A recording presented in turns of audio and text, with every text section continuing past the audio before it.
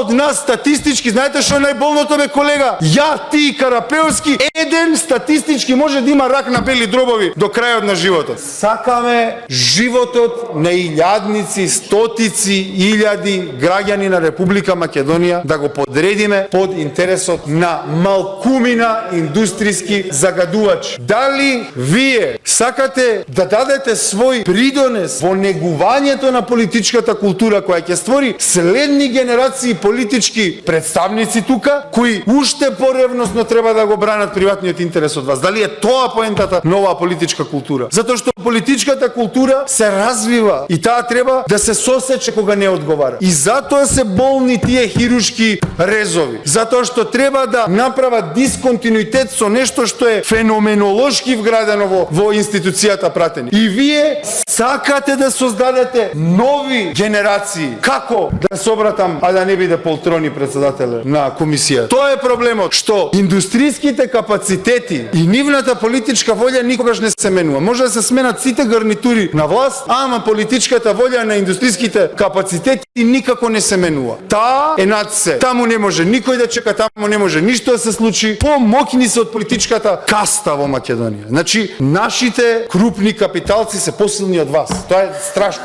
Тоа е резултат на слаба држава.